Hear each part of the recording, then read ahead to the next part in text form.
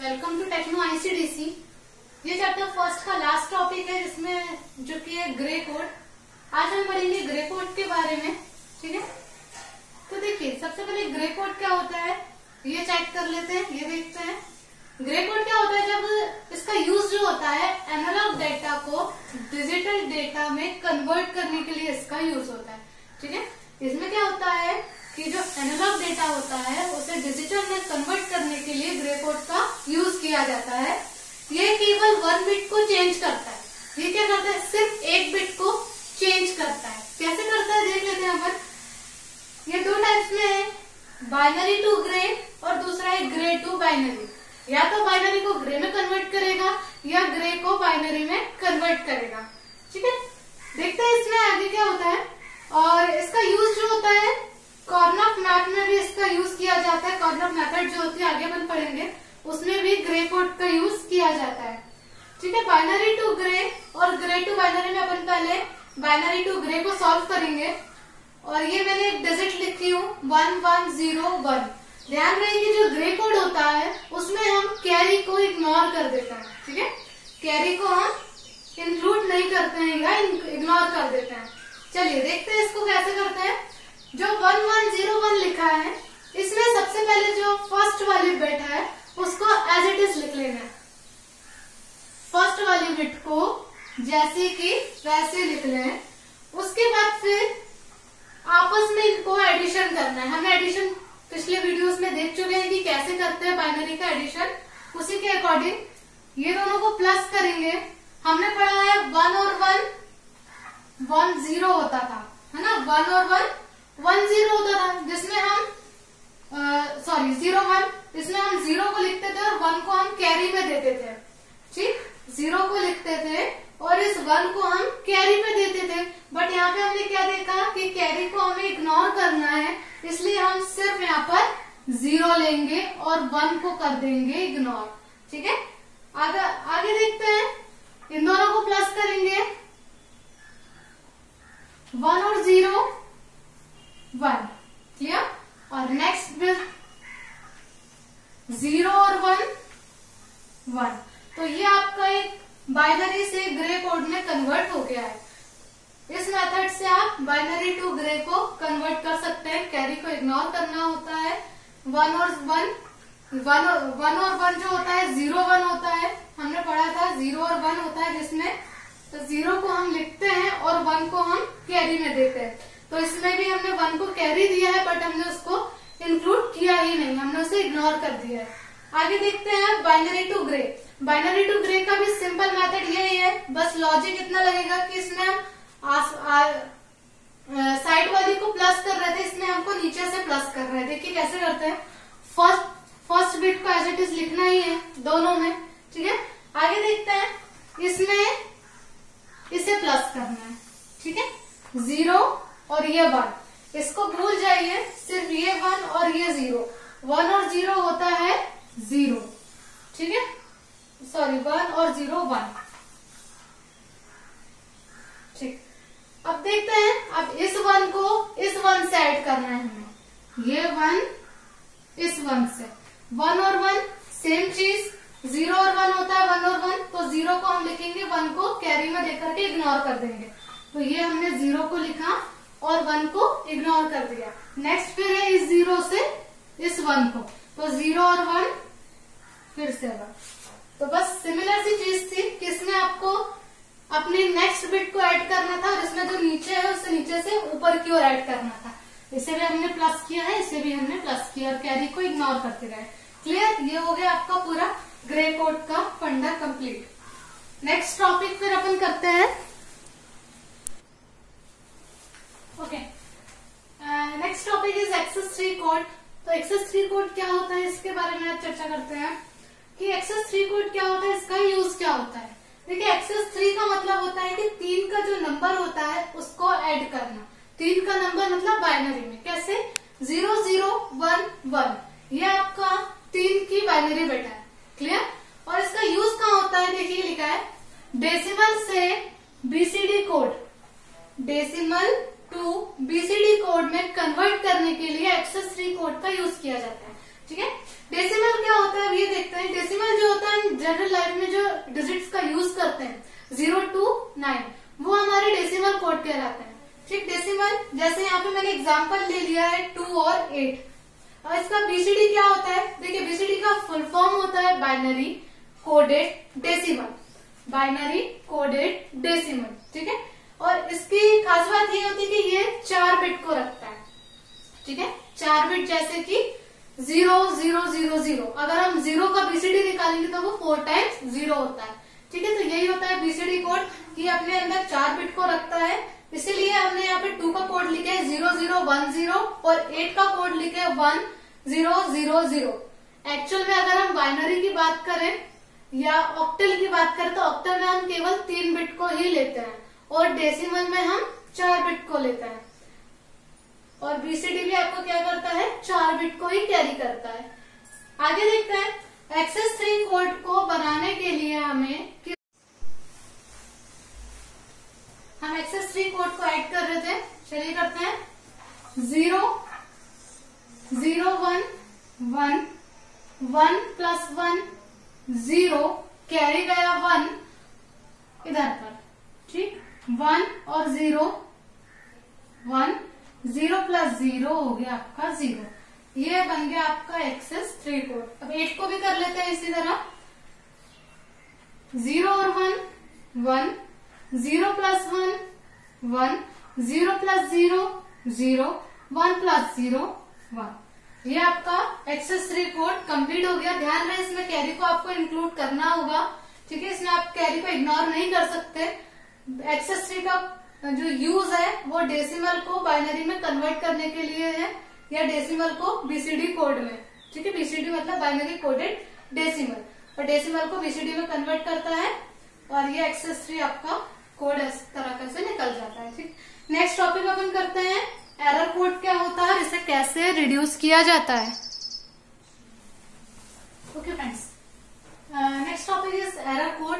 Error code क्या होता है, जब हम किसी डेटा को सेंड करते हैं तो उसमें से कुछ डेटा कन्वर्ट हो जाना, उसे एरर कहते हैं। कैसे, जब हम किसी मीडियम से किसी डेटा को ट्रांसमिट करते हैं तो उसमें कन्वर्जन जो होता है वो कैसे होता है, कोई 0 1 बन जाता है या फिर कोई 1 0 बन जाता है, जिससे कि डेटा में एरर आ जाती है।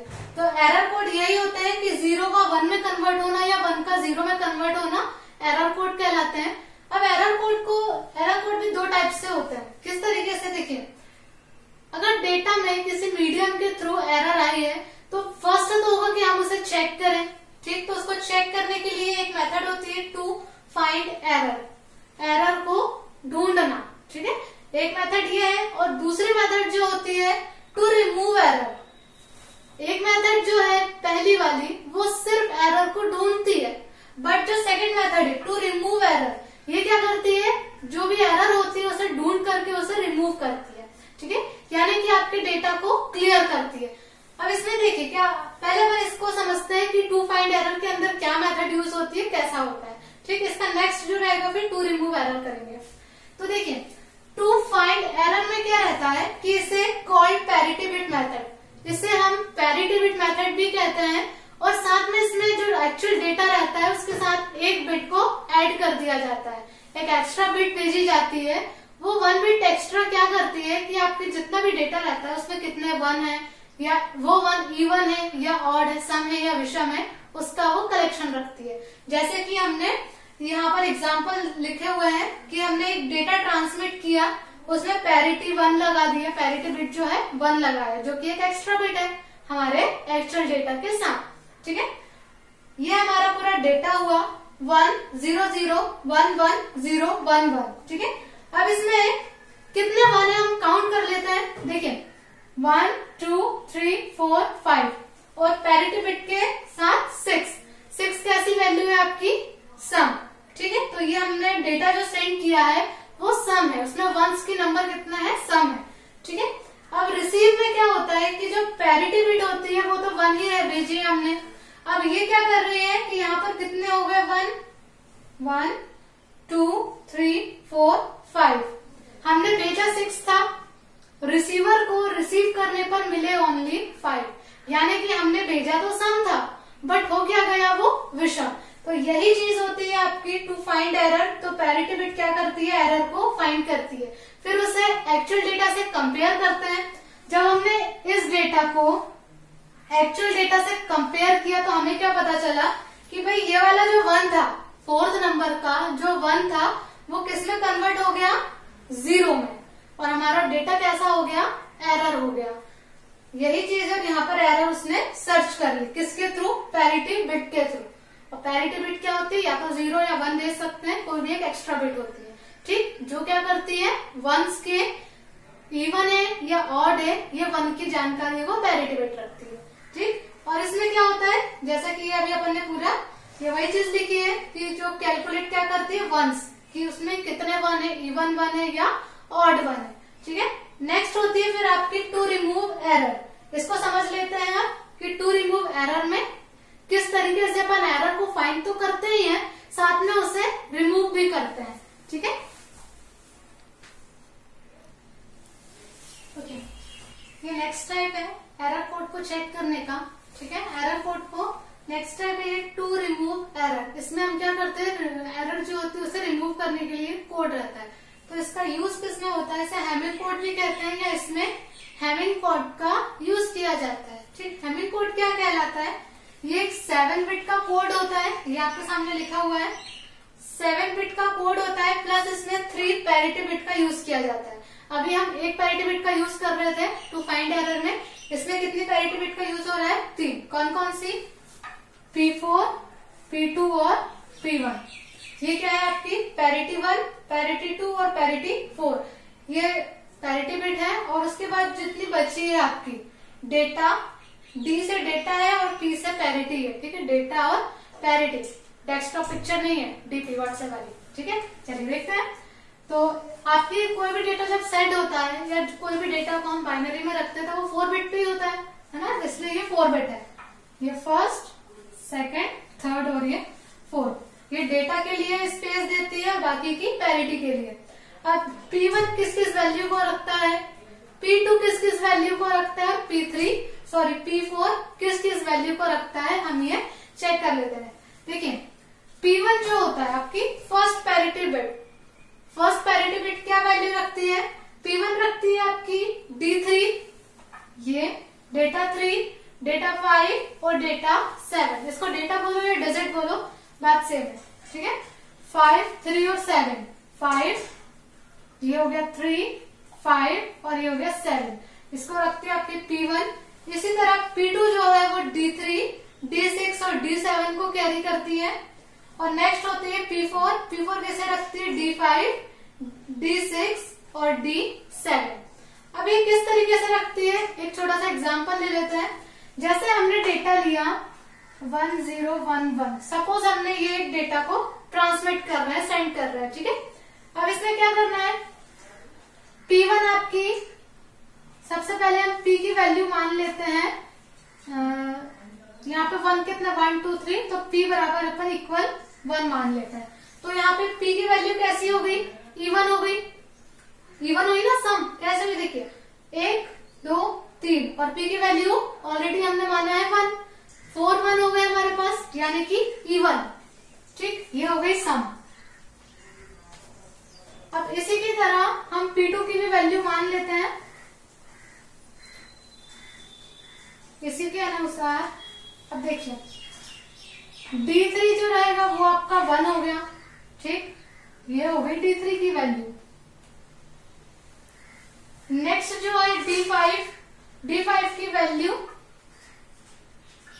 ये हो गई, ठीक। और अगला कौन है, D3, D5 और एक और क्या है, D7।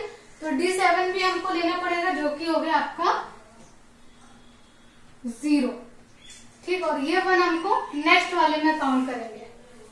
अभी हमने ये सिर्फ डेटा लिया था, और इसमें भी सेम वही प्रोसेस होती है कि इसमें आपको इवन और ऑड का फंडा है, केवल इवन और ऑड को चेक करना है और उस तरीके से आप इसको कैलकुलेट कर सकते हैं, ठीक है। ये ज्यादा वास्ट टॉपिक नहीं है, चैप्टर 1 के जितने इंपॉर्टेंट टॉपिक थे वो हमने क्लियर कर चुके हैं। इसके बाद जो है सेल्फ कॉम्प्लीमेंट कोड देख लेंगे, चलिए उसको और चेक कर लेते हैं। सेल्फ कॉम्प्लीमेंट कोड क्या होता है, ये क्लियर हुआ। एरर कोड 2 टाइप से है, पहला है टू फाइंड एरर, दूसरा है to remove error. To find error में हमने पैरिटी बिट का यूज करके जो वंस थे उसको इवन या ऑड ये कैलकुलेट किया, देन उसके वंस की संख्या जो थी इवन में या ऑड में हमने कैलकुलेट करके और ट्रांसमिट कर दिया। रिसीवर ने चेक किया, जहां उसे 1 की डिजिट इवन मिली, जैसे हमने इवन भेजा उसको ऑड मिली तो उसने एरर को फाइंड कर लिया। ठीक है, नेक्स्ट है फिर आपका to remove error. To remove error में हमने हैमिंग कोड का यूज किया। हैमिंग कोड 7 बिट का कोड है और ये 3 पैरिटी बिट के साथ मिलकर बना हुआ है। ठीक, इसमें तीनों पैरिटी बिट अपने अपने डेटा को कैरी करती है और जब ये ट्रांसमिट होता है तो जहां भी एरर होती है वो उससे फाइंड आउट करती है। ठीक है, नेक्स्ट देखते हैं अपन सेल्फ कॉम्प्लीमेंट कोड और पैरिटी चेक दोनों क्या होता है और आपका ये topic end. Okay, next topic है self complement code. Self complement को ही हम एरर कोड भी कह सकते हैं क्योंकि ये कोड ऐसे होते हैं जो खुद ही 0 से 1 में और 1 से 0 में कन्वर्ट हो जाते हैं, बस उन्हें ही हम सेल्फ कॉम्प्लीमेंट कोड कहते हैं। जैसे देखिए यहाँ पे 0 1 में कन्वर्ट हुआ और 1 0 में कन्वर्ट हुआ। चलिए 0 1 में 1 0 1 0 और 0 1, बस यही है सेल्फ कॉम्प्लीमेंट कोड और इसमें कुछ स्पेशल नहीं है। नेक्स्ट फिर हम देखते हैं पैरिटी चेक। एक डायग्राम के थ्रू इसको हम अंडरस्टैंड करते हैं। अभी हमने उसके मेथड्स तो देख लिए थे, पैरिटी चेक कैसे होती है ये अपने यहाँ देख लेते हैं। ठीक है, चलिए पैरिटी चेक क्या होता है, इसमें आपने अभी पढ़ा हमने कि इसमें डेटा भेजते हैं, डेटा में पैरिटी के साथ एक एक्स्ट्रा बिट लगाते हैं जो पैरिटी होती है, उसको 0 या 1 डिफाइन करके भेजते हैं, जो कि ये डिफाइन करती है कि आपकी जो 1 है वो टोटल सम है या ऑड है, सम है या विषम है। ठीक, इवन है या ऑड है। ठीक है, चलिए देखते हैं। हमने एक डेटा भेजा 1 1 0 0 0 0 1, ये हमारा एक एक्चुअल डेटा है, इसको हमने सेंड किया। चलिए इसको सेंड करते हैं, उसके पहले हम उसमें एक एक्स्ट्रा पैरिटी बिट लगा रहे हैं जो कि पैरिटी इवन जनरेटर है। जो हमारा डेटा है वो पैरिटी इवन जनरेटर में आया, यहाँ से इसने एक एक्स्ट्रा 1 उठाया जो कि क्या है आपकी पैरिटी बिट है। ठीक है, वो पैरिटी बिट के साथ इंक्लूड होकर के हमारा डेटा, ये हमारा डेटा है और ये हमारी पैरिटी बिट है और इसके साथ ही इंक्लूड होकर के डेटा कहाँ गया, रिसीवर के पास। देखिए डेटा में क्या हुआ, एक एक्स्ट्रा बिट ऐड हो गई। अब जो टोटल 1 थे, पहले कितने थे 1 2 3, पहले कितने थे 3 थे, पैरिटी बिट को मिलाकर के कितने हो गए 4, यानी कि इवन हो गए। ठीक है, अब हमने यहाँ पे क्या साइन कर रहे हैं, इवन डेटा साइन कर रहे हैं, मतलब उसमें 1 की वैल्यू कितनी है, इवन है, 4 है। ठीक, और ये यहाँ पर गया रिसीवर के पास। रिसीवर ने क्या किया, चेक किया कि जो आपके 1 है वो इवन है या नहीं। अगर वो इवन होते हैं तो ये उसको रिसीव कर लेता है और अगर ऑड होते हैं तो वो एरर को जनरेट करता है कि ऑड आपका कहाँ पर बता रहा है। ठीक है, क्यों, क्योंकि एरर कोड है और एरर कहाँ बता रही है ये इसमें चेक हो जाएगा। क्लियर, यहाँ पर आपका चैप्टर 1 फिनिश हो गया है। बहुत ही इंपॉर्टेंट टॉपिक कर रहे हैं अपन ने, इसमें कोई स्पेशल वास्ट वाले साइंटिस्ट वाला लॉजिक नहीं है कुछ, बस शांति के साथ आप इसको पूरा कर लीजिए, कंप्लीट कर लीजिए। और ये बहुत ही शॉर्ट नोट दी हूँ, जो मैं नोट्स बना रही हूँ वो बहुत ही शॉर्टली है, यानी कि उसमें आपको पूरा लमसम नहीं पढ़ना है, सिर्फ आप उसको एक बार चेक कर लेंगे, देख लेंगे तो वो बहुत कुछ याद हो जाएगा। और ध्यान रखना कि जो पेपर होता है ना, पेपर में हमको रटी रटाई चीज याद नहीं आती है, बट हम जिस चीज को समझते हैं वो चीज हमें बहुत अच्छे से याद होती है। और ज्यादातर ये कोशिश करना है कि जितना आप डायग्राम के थ्रू या डिफरेंस के थ्रू समझोगे उतना ज्यादा आपको याद रहेगा। ठीक, चैप्टर 1 एंड हो गया है। Thanks for watching this video. और अब हम करते हैं चैप्टर 2 जो कि आपके लॉजिक गेट्स हैं। तो प्लीज लॉजिक गेट्स को थोड़ा सा ध्यान से समझिएगा, बहुत ही इंपॉर्टेंट टॉपिक है और वो एग्जाम में बहुत अच्छे से हाई मार्क्स पर आता है और इजीली वो नंबर गेन करने के लिए बहुत अच्छा टॉपिक है। ठीक, थैंक यू सो मच।